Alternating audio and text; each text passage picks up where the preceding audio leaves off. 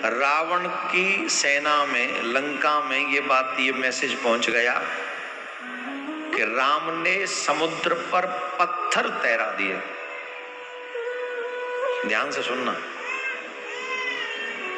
राम की सेना ने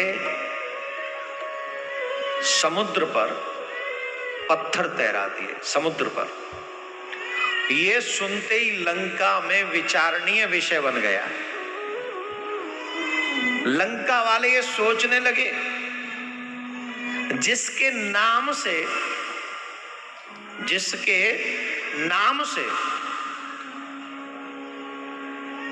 समुद्र में पत्थर तैर जाएं, तो जब वो लंका में आएंगे तो उनका हाल क्या होगा, हमारा हाल क्या करेंगे वो। सेना मानसिक तौर पर लड़ने से पहले कमजोर हो जाए तो कौन युद्ध जिताएगा आपको? कोई जिता सकता है? कोई नहीं। मानसिक तौर पर अगर आप स्ट्रांग हैं तो हारी हुई लड़ाई भी आप जीत सकते हैं, और मानसिक तौर पर अगर आप कमजोर हैं तो आप जीती हुई बाजी भी हार सकते हैं। रावण को ये बात लगी बड़ी गलत। रावण को लगा ये तो बड़ा विचित्र है, लड़ने से पहले ही अगर ये हमारे सैनिक हार जाएंगे तो हम युद्ध लड़ेंगे कैसे? पहले लड़ाई तो शुरू हो, हार जीत तो बाद की बात है। तो ये विषय लंका की सभा में भी आया, रावण की सभा में, कि देखो जिसके नाम से पत्थर तैर रहे हैं ऐसे योद्धा से लड़ना ठीक नहीं है, हम लोग जीत नहीं सकेंगे।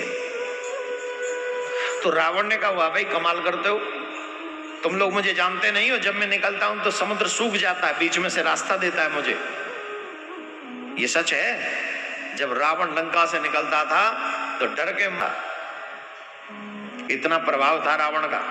और क्या गजब का, ऐसे ही नहीं था रावण, काल को पार्टी से बांध रखा था उसने। जिस काल से हम और आप डर रहे थे ना कोरोना में,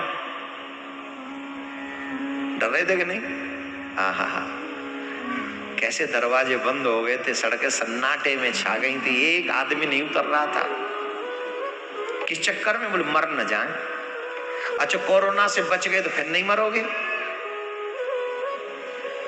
अब तो नहीं मरोगे आगे, अब तो कोरोना ठंडा पड़ गया। अब तो जो आ भी रहा है ना, हल्ला मत मचाओ, खांसी जुकाम वाला होके निकल जाएगा, कोई प्रॉब्लम नहीं, ज्यादा बड़ी बात नहीं होगी उसमें।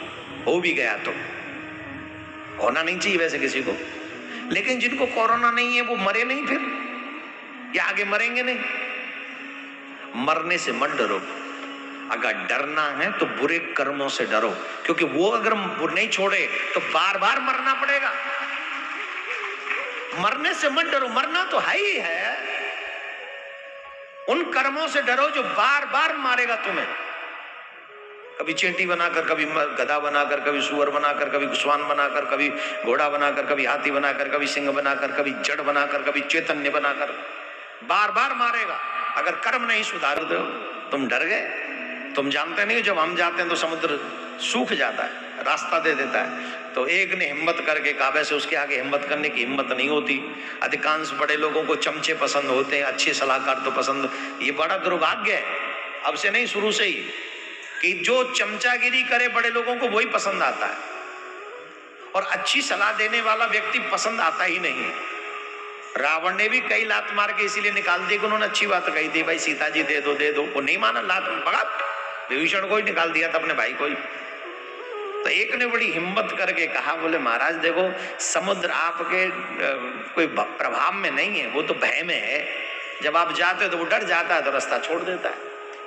अरे तो बोले, रावण को लगा ये भय निकला नहीं अभी इनका। बोले एक काम करो, सुनो, पत्थर तैरना ही बड़ी बात है क्या तुम्हारी? बोले हाँ, तो चलो मेरे संग, मैं तुम्हें दिखाता हूँ पत्थर कैसे तैरता है। रावण सारी सेना को लेकर समुद्र के, मंदोदरी का इंटरेस्ट बढ़ गया। दुनिया में कोई किसी को कितना भी जाने, पर पत्नी से ज्यादा पति को कोई नहीं जान सकता। हाँ या ना?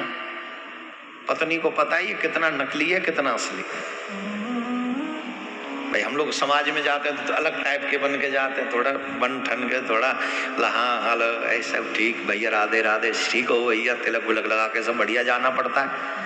लेकिन जब घर में जाते तब माँ थोड़ी ना महाराज जी बन के बैठते हैं। माँ तो फिर हम पापा बने, पति बने, बेटा बने। तो वो पत्नी को ज्यादा पता है कि महाराज जी कितने स्ट्रांग है भजन में, है ना, तो वो देवी जी ज्यादा जानती है हमें। और पत्नी से ज्यादा अच्छा कोई नहीं जान सकता किसी व्यक्ति को। सब पता है, क्योंकि जो सपने में भी जो बुरबुराते हैं ना, पत्नी तो सुनती बगल में बैठी बैठी, कोई और सुनता भी नहीं। तो मंदोदरी जानती थी कि ये कितना बड़ा सामर्थ्यवान है मेरा हस्बैंड। मंदोदरी बड़ी पतिव्रता थी, ध्यान रखें, थी राक्षस की पत्नी पर पतिव्रता थी, जानती थी वो भी इंटरेस्ट लिया उसने।